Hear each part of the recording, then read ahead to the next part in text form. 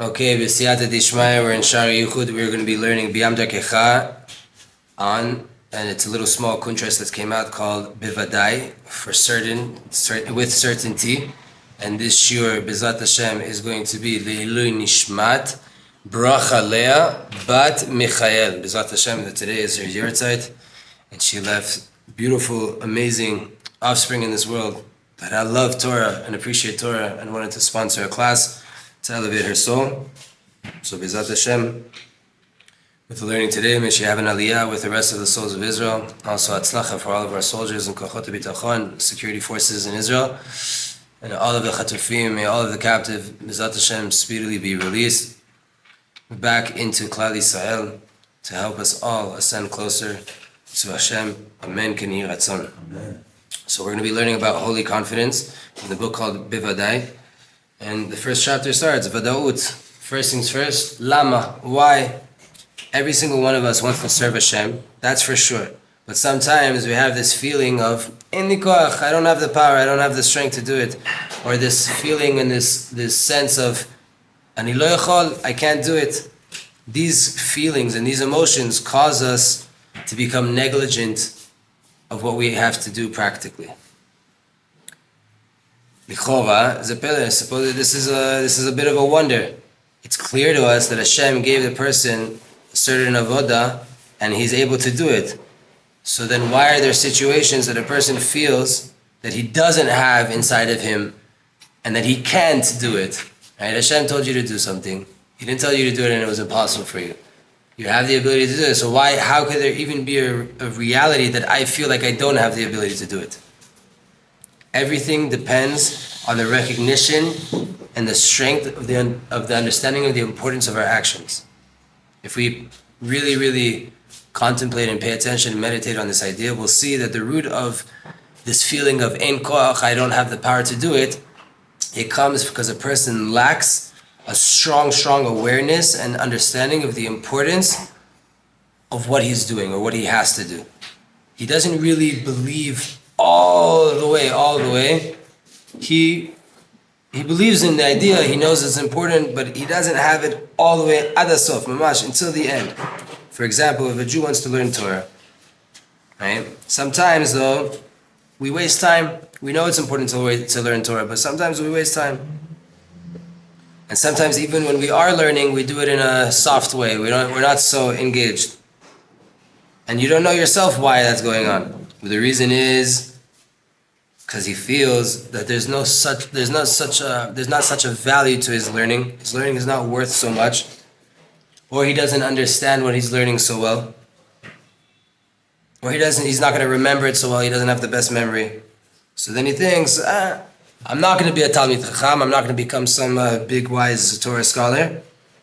And he doesn't understand how precious every single word of Torah learning is, and that's what causes him to become weaker and to become softer when it comes to Torah learning. The more that we have a weakness in the understanding of how important our Torah is, and how important this action is for the world, and how much it does for the world, so too, our power to push forward will be weakened. To deal with the stress that we're going through, the challenges that we're having, right? Just to cope with everyday life. If we don't believe that everything we're doing is that important, it's going to be much harder to get through the days. So a person can come to a place where he feels like he cannot do it. I don't have the strength to do it. I don't have the power. So this doubt, this safek, which is Gematria Amalek, and right now when we're getting into this period where we're coming closer to Purim and we're fighting this idea of Amalek, right? This doubt comes from a place of not knowing how important it is that what I'm doing right now. Not really understanding the inner aspects of the worlds that I'm changing by way of my shacharit, by way of my tefillah, by way of everything that I'm doing. And this is on the other side of the vadaut, of the holy certainty. And it becomes clear to a person how proper it is what I'm doing, how important it is, and that gives them the strength that's needed to have the fire to do it and to approach it in the right way and to get the job done and to do it the best way possible. So at the core, what do we see here? A person does have the power for everything good. And all of our negating and not doing what we need to be doing, all of our negligence that we feel sometimes is an outcome that in the depth of our hearts, there's a doubt there that's weakening us. Or we have a doubt in our actions, and that weakens us. So what's the foundation of our success in Avodat Hashem? Vadaut Hagdusha. Holy certainty. Holy certainty. To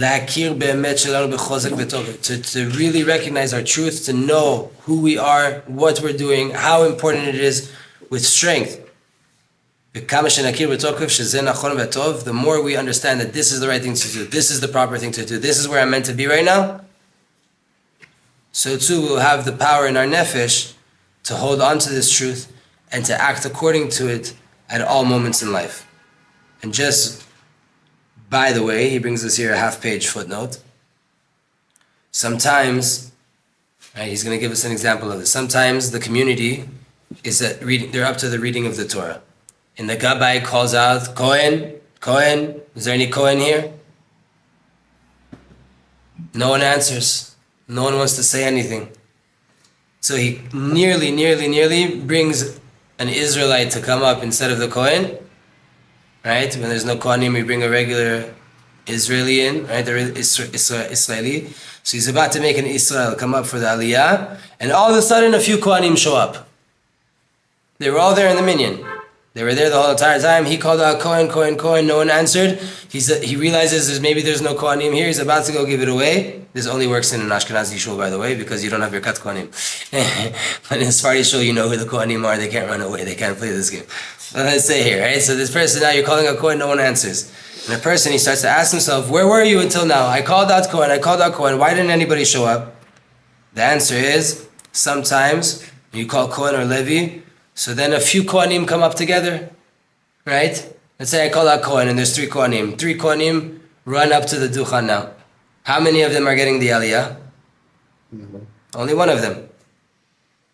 So then what happens to the rest? They have the walk of shame now, back from the bima back to their chair. I didn't get the Aliyah. All 3 of us ran up and he got picked. So now they have to walk back, right? And they might even, it's not worth it to get up when the Gabbai says Kohen and to run up there just to find out in the end that someone else was picked. Why do all that? I might as well just sit here.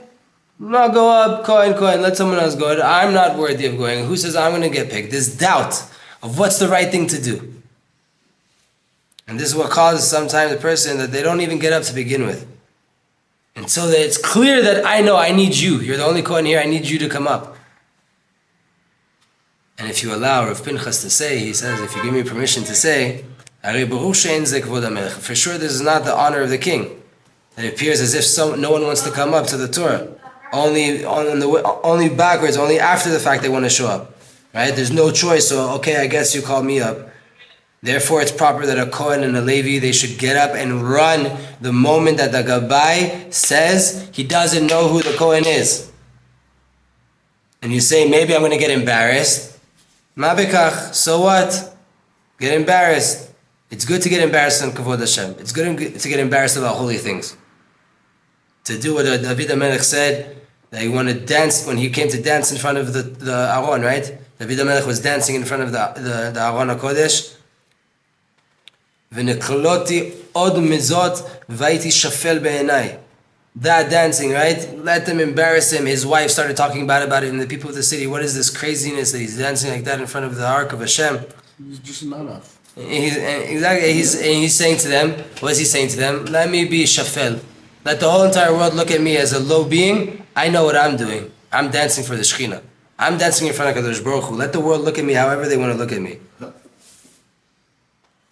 How much reward is waiting for a Kohen that acts this way? That he takes down his honor for the honor of Hashem. It's time for a Kohen to come up to the Torah. Why are you sitting down? We called Kohen.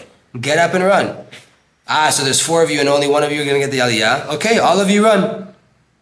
All of you run. Now you're going to be embarrassed. You have to walk back to your chair. You didn't get it? Okay, and why? What did you do wrong? You got up for a holy thing and it didn't work out? It wasn't your turn? Okay, right, great. This is a wonderful opportunity to merit to be embarrassed and to be disgraced for the honor of Hashem. And this Kohen and this Levi says to himself, I'm running for the honor of Hashem, and I'm not looking right or left. And if I get the Aliyah, great. And if I didn't get the Aliyah, I did a very big thing, that I showed how much I'm willing to come up to the Torah. That I was called, and I know that I'm a Kohen. I understand that that's important. I know that getting the Aliyah of a Kohen is important, and I ran there. That's all important. I did nothing wrong. I did Kiddush Shem Shamayim. I sanctified Hashem's name in heaven and in the earth. And I have nothing to be embarrassed of. And even if I do feel a little bit of embarrassment, great. I merited to get embarrassed for the honors of heaven. To be the aspect of Ben Buzi. Right? Why they call it Yechezkel Ben Buzi? Yechezkel the prophet. He was called Ben Buzi. What's Buzi? Booze. Boo. Right? Disgrace. The embarrassed one. All the prophets were ridiculed and looked down upon because they were giving the word of Hashem, telling people to do tshuva, to improve their ways. But Yechezkel got this nickname Ben Buzi.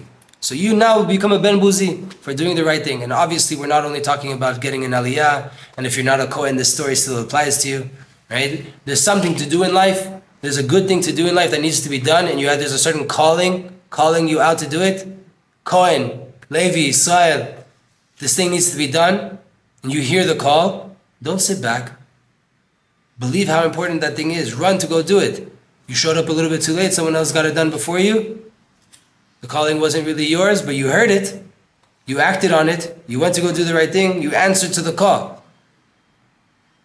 No matter what the outcome of that is, you can't feel bad about yourself. You did the right thing. Certainly, for sure, no questions asked. Anything to do with the honor of Hashem, a person needs to be quick to try to do the right thing. And someone else came before you, you didn't lose anything. Because you showed your willingness and your readiness to do something for Hashem. That already is doing a lot. There is a depth to the soul here that's being revealed. To be successful in getting up and to do what needs to be done, even though there's a side that I might get embarrassed. And that's what's called vadai. That's what's vada'ud. That's certainty. That's what this book is about.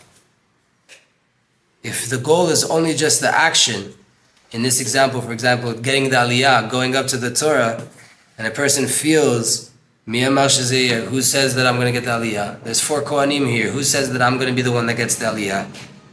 So then this doubt, this safek, if he's going to be able to do it or not, if he's going to get the goal or not, causes him to be hesitant and to be weak.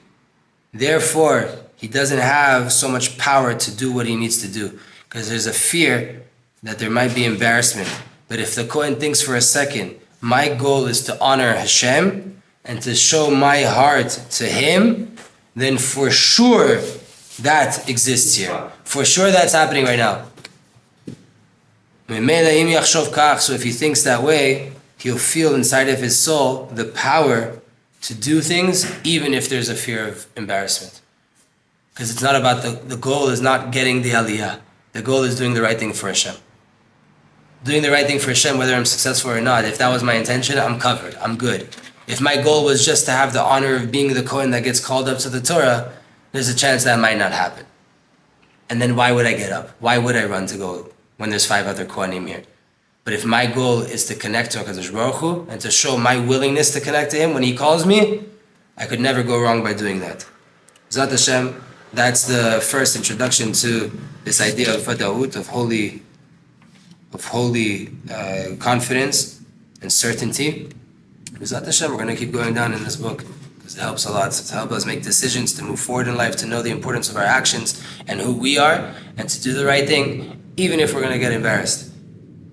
Question here, do you think Hashem sees and appreciated our desire to want to do things even if we may not have the chance to perform them? 100%. The answer is yes. Last week's parasha, Rabbi Nachman said about the parasha, he brought from a verse in Shir HaShirim, the Song of Songs. King Solomon writes there, Libaftini be'ahad me'enaich. My heart was in one of your eyes. What's the teaching? Essentially, they're coming to teach that Hashem saw the one eye of Israel looking at receiving the Torah, and the other eye was already looking at the golden calf, meaning already willing and waiting for the opportunity to go against the Torah values and the spirituality and to go into Avodah Zarah. And still it was written in Shir HaShirim, the love song from Hashem to the nation of Israel, Libavtini be'achat me'enayich. My heart was in one of your eyes, and that's very precious. Meaning even if a person takes a step towards Hashem and they come closer to Hashem, and then whatever happens after that, they go away, they do different things happen, that first step towards Hashem is still very, very precious. Anytime we do the right thing, it's infinitely good. And anytime we're doing the opposite, it sucks. So we want to keep pushing to do the right thing and to not get confused. And we have to know also that point is a good point. That if Hashem cherishes every small action, so then I could never be doing the wrong thing by doing the right thing. Even if I get embarrassed, even if I'm not successful, any attempt at doing the right thing, aka any attempt at connecting to Hashem from a pure place, is very, very precious, is very, very good, and it's for sure, certainly, a holy, good thing to do, B'ezrat Hashem. Again, the shiur was Leilui Nishmat Bracha Leah Bat Michael, B'ezrat Hashem. May she have a huge ascension in Shamayim to the highest levels of Gan Eden, be part of the yeshiva of other holy Rabbaniyot, the Rabbanit of Rabbi Shimon Bar Yochai, and the Rabbanit Rachel, the Rabbanit of Rabbi Akiva, and Marat Fege, all the tzaddikiot, B'ezrat Hashem, being Shefa Rav on her in a beautiful place in Gan Eden. Amen.